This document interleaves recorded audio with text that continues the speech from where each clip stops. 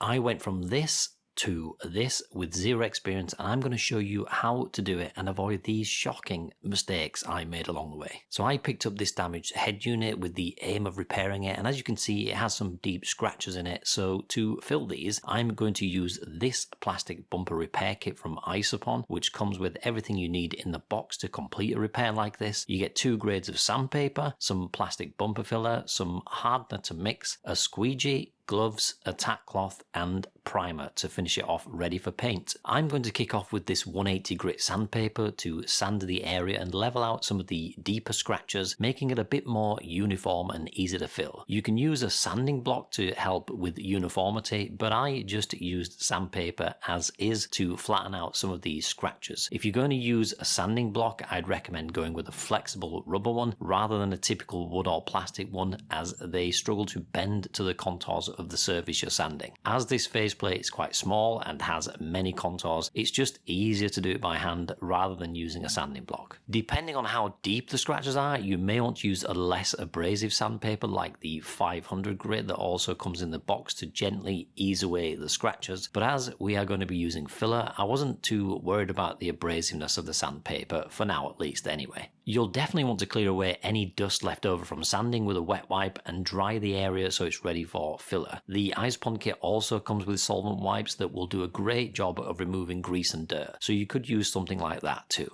And now we're ready for filler. We first want to cut open the car bumper filler and pop it onto the provided sheets. Then it's a case of adding hardener to the pre-drawn lines to make sure you've got the ratio correct and mix it until it's smooth. And this is one of the benefits of a kit like this, as if you buy a lot of other body hardeners, you'll have to kind of figure out what the correct mixing ratios are, which really isn't ideal for a beginner. So it's just super handy to be able to have the ratio already figured out. Once you've got it nice and smooth, you can apply it to the affected area, and obviously you want to apply enough so that the filler stands above the scratches you're covering, and it's always easy on a larger surface to feather the filler out at the ends so it lays flatter, but something small like this, it can be a bit of a challenge, so I wasn't too worried about a few lumps and bumps, as we can always sand them out later. After leaving it to harden for 25 minutes, you can see that it's set, and while it might look a bit rough, that's fine, as we are going to be sanding the excess away anyway. It's easiest to use the 180 grit sandpaper to remove most of the excess, and you want to be careful here, as the goal is to remove the excess and not to totally strip it. Once you're happy that you've got most of the excess off, we want to switch to a 500 grit sandpaper to smooth the filler out until it matches the smoothness of the original plastic, which is just a case of sanding away, feeling the surface as you go, and essentially rinsing and repeating this process until you're about as close as you can get, which took me about 30 minutes, and you'll be left with a result like this. It's smooth enough, but just needs a little bit more finesse, and to achieve this, we are going to wet sand the remainder.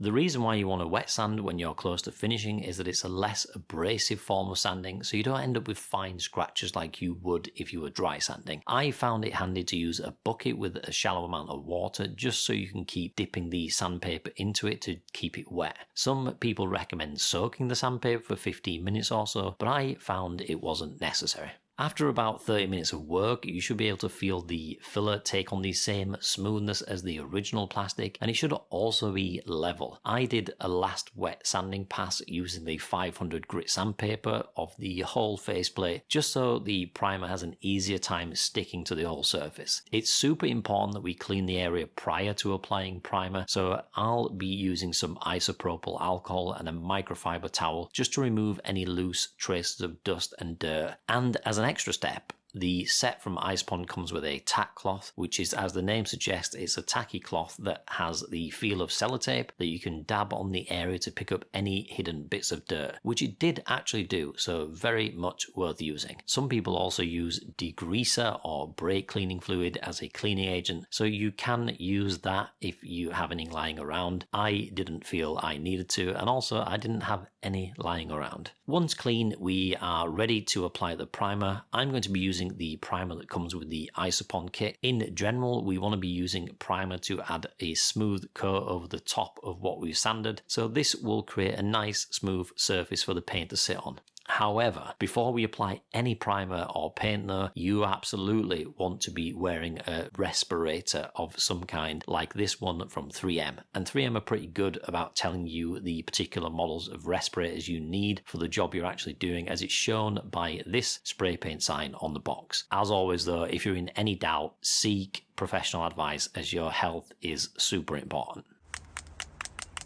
Before we get spraying though, in general, you want to be shaking any spray can that you use, and the reason for this, according to Rust-Oleum, is to prevent a can from clogging, and by shaking that can for at least a minute, you'll ensure the paint and propellants are thoroughly mixed. If they are not mixed well enough, settled pigment can cause a can to clog, so it's very much worth investing the time to just shake the can that you're using properly, ideally about 2 minutes or so, because you don't want to be in a situation where you have a large paint drop on the surface you're painting just because you didn't shake the can properly. Once you are ready to spray, you want to be putting down a light coat first. What some people do is to give the object they are painting a really light dusting, as this allows you to see any imperfections within the filler or any scratches or loose dirt or anything that you might need to remove. I didn't do this on purpose, but the spray came out light anyway because of the angle I was spraying it at. This particular can didn't seem to like being inverted this way, so it may be worth you putting whatever you're spraying on a table that is actually level with you, so you aren't pointing your spray can towards the ground. I found spraying level with my body rather than pointing the can towards the ground allowed the primer to come out much easier. Interestingly though, when using other spray cans, this didn't seem to be an issue. It's just this primer. When spraying, you'll notice I spray in one direction to ensure an even coat, and after doing the first coat, I waited between 20 to 30 minutes before spraying the second coat, which came out much easier, and you can see this from the coverage. And after leaving that for the same amount of time, the end result looked really quite nice, but not perfect. You can visibly see little dimples in the surface, and that's because I haven't done a thorough enough job of covering the defects with filler. So you have a couple of options at this point. You can apply more filler, sand it down and add some more primer, or you can accept it the way it is and move on. I moved on, but you'll see later that I ended up having to do it again anyway, and it's worth saying now, don't ever think that applying the next coat or moving on to the next step will hide the imperfections you spotted now in this step,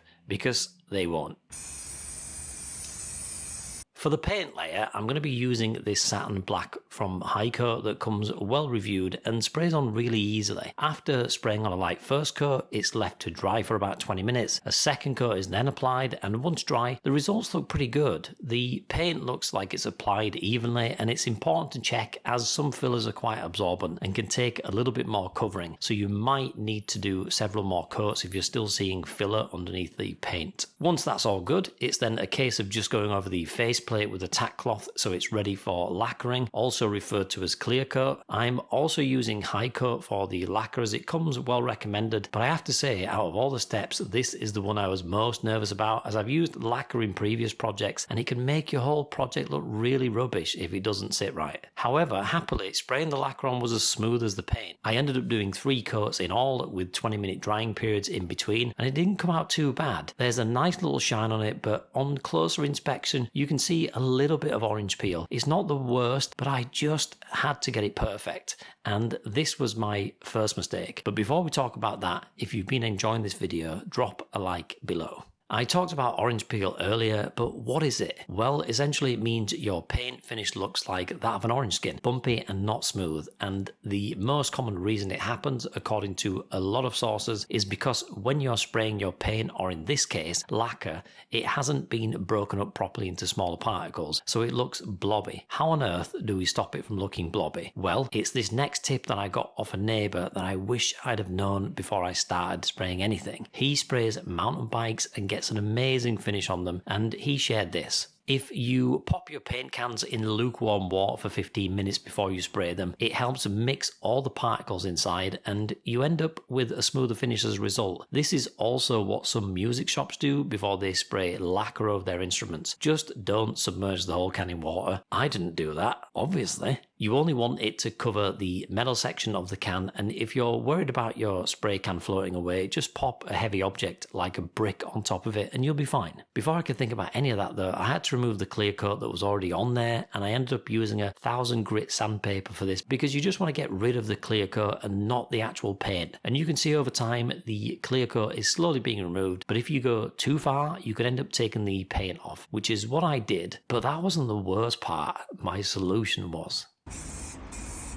I've used frog tape before when spraying a wing, and it did a really good job of protecting the areas I didn't want to spray, so that's why I used it here. The idea is simple enough. I only wanted to spray the areas that I'd stripped the paint from. Once masked up, I used old pieces of paper from a magazine to protect the rest and was ready for paint. And I thought this would turn out great, but I was wrong. Dead wrong. What I didn't count on was the fact that the frog tape was about 2 years old and all the glue had become super sticky, so when I removed the tape, a lot of the glue and bits of paper were left behind. This meant I had to remove the tape as best I could and sand the rest away. I was, in effect, starting again. I sanded away the damage as best I could, then I added primer and finally applied paint again. So the lesson here is, if you end up stripping paint off whatever you are painting by over sanding, don't use masking tape, because masking tape damage can be permanent, which is what ended up being the case for me. I managed to get most of it off, but the parts that had been sanded into the plastic absorbed primer, paint and lacquer in a totally different way to the rest of the plastic, so it ended up being a permanent mistake I had to live with. Just repaint the whole thing, and while we're sharing tips, I ended up having to apply paint again anyway because I mistakenly grabbed a solvent wipe to clean a painted area, and at this point I think I've made just about every mistake you can make. But I later learned that this process still has a bit more to teach me. Having finally gotten back to a point where I could add clear coat, I decided to go all out by picking up some Spray Max 2K lacquer for a number of reasons. The main one being that the finish is amazing and it's pretty idiot proof, which, let's face it, at this point I've sailed way past that definition and